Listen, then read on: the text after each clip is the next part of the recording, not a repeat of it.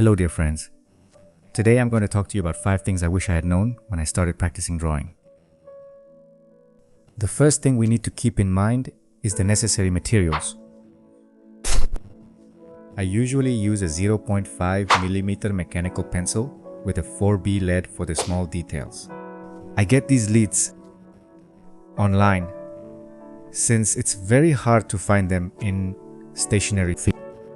The other essential materials I use are graphite pencils. I especially use this 8B graphite pencil from the Faber-Castell brand. I like that. It's 8B because it's one of the darkest and it helps me create, well, darker tones or even midtones because I usually vary the pressure to achieve midtones or lighter tones. It's also important to consider using a blending stump, which is like a kind of rolled paper and is used to distribute the graphite and create clean, even shadows. I also usually use a trim brush, which works as it's like a special trick since it's used to blend texture or shadows. And that way, the stroke or the shadow becomes more contrasted since it makes the graphite stick much better to the paper. No matter the texture of the paper, this tool took my drawings to another level. It's like a kind of eraser holder. It can be an eraser in the shape of a pencil. Yes, it's called Tombow Mono Zero, and I use it for very tiny details. The second thing I should have known when I started drawing was how to apply shading techniques. For example, here in this dark area, the section ends with very strong strokes, and you can clearly see that they are pencil strokes. We can blend or create a gradient using the same pencil, but varying the pressure.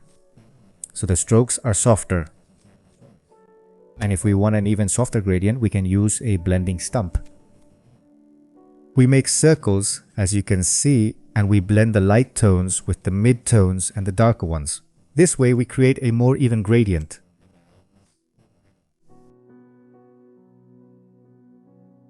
With the trim brush, we can apply more graphite and darken that shadow a bit more. The third thing I learned is that we need to be very detail-oriented to achieve greater realism. For example, here I even add details to the veins in the eye.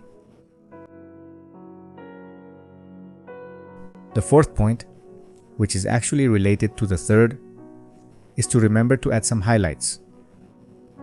For example, we can simulate the texture of the skin or the pores, which can be seen depending on the ambient light and how close you are to the drawing.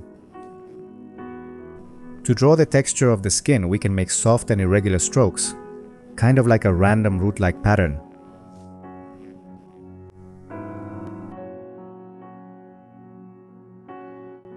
We can also make dots, some very tiny little dots, using mechanical pencils to help simulate some pores.